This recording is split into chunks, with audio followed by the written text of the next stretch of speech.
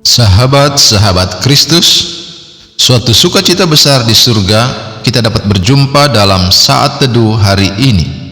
Bagian Alkitab yang akan menjadi bacaan kita terambil dari kitab Injil Lukas pasal 12 ayat 13 sampai 34 yang berbunyi demikian.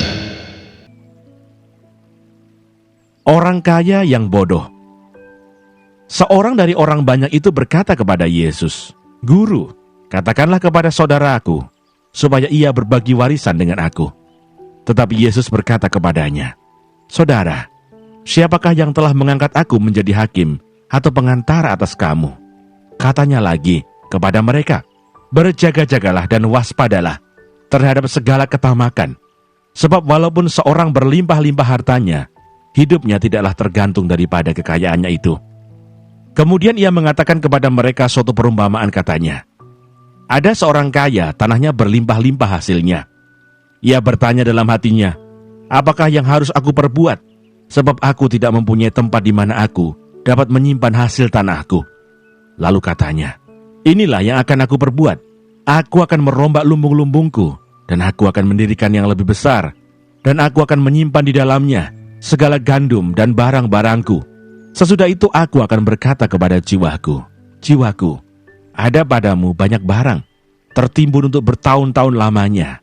Beristirahatlah, makanlah, minumlah, dan bersenang-senanglah.' Tetapi firman Allah kepadanya, 'Hai engkau orang bodoh, pada malam ini juga jiwamu akan diambil daripadamu. Dan apa yang telah kau sediakan untuk siapakah itu nanti?' Demikianlah jadinya dengan orang yang mengumpulkan harta bagi dirinya sendiri, jikalau ia tidak kaya di hadapan Allah." Hal kekhawatiran. Yesus berkata kepada murid-muridnya, "Karena itu aku berkata kepadamu, janganlah khawatir akan hidupmu, akan apa yang hendak kamu makan, dan janganlah khawatir pula akan tubuhmu, akan apa yang hendak kamu pakai. Sebab hidup itu lebih penting daripada makanan, dan tubuh itu lebih penting daripada pakaian. Perhatikanlah burung-burung gagak yang tidak menabur, dan tidak menuai, dan tidak mempunyai gudang atau lumbung, namun demikian diberi makan oleh Allah. Betapa jauhnya kamu melebihi burung-burung itu. Siapakah di antara kamu yang karena kekhawatirannya dapat menambahkan sehasta pada jalan hidupnya? Jadi jikalau kamu tidak sanggup membuat barang yang paling kecil, mengapa kamu khawatir akan hal-hal lain? Perhatikanlah bunga bakung yang tidak memintal dan tidak menenun. Namun aku berkata kepadamu, Salomo dalam segala kemegahannya pun tidak berpakaian seindah salah satu dari bunga itu. Jadi jika rumput di ladang yang hari ini ada dan besok dibuang ke dalam api, demikian didandani Allah, terlebih lagi kamu, hai orang yang kurang percaya. Jadi janganlah kamu mempersoalkan apa yang akan kamu makan, atau apa yang akan kamu minum, dan janganlah cemas hatimu. Semua itu dicari bangsa-bangsa di dunia yang tidak mengenal Allah. Akan tetapi Bapamu tahu bahwa kamu memang memerlukan semuanya itu. Tetapi carilah kerajaannya, maka semuanya itu akan ditambahkan juga kepadamu. Janganlah takut, hai kamu kawanan kecil, karena Bapamu telah berkenan memberikan kamu kerajaan itu. Jualah segala milikmu dan berikanlah sedekah.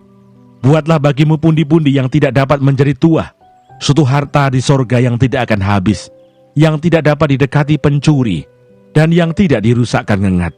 Karena di mana hartamu berada, di situ juga hatimu berada." Sahabat-sahabat Kristus, ayat hafalan yang akan menjadi perenungan khusus kita hari ini terambil dari kitab Injil Lukas pasal 12 ayat 31 yang berbunyi, "Tetapi carilah kerajaannya, maka semuanya itu akan ditambahkan juga kepadamu." Sahabat-sahabat Kristus, kita akan merenungkan nats ini di bawah tema "Siapakah andalanmu?" Sahabat-sahabat Kristus, ketamakan dapat melanda siapa saja, bukan hanya orang yang berkuasa. Orang miskin dan tidak memiliki kuasa juga bisa salah menyikapi harta di hidupnya. Ketamakan orang berkuasa menimbulkan tindak korupsi. Ketamakan orang miskin menghalalkan pencurian. Semua didasari oleh sikap mengandalkan harta lebih dari mengandalkan Tuhan. Berlawanan dengan sikap hidup demikian, Tuhan Yesus mengajar orang beriman supaya mempercayai pemeliharaan Allah di hidupnya. Tantangannya agar orang menjual segala milik dan memberikan sedekah adalah jawaban radikal supaya orang bisa terlepas dari belenggu harta yang menghalanginya untuk menemukan kerajaan Allah.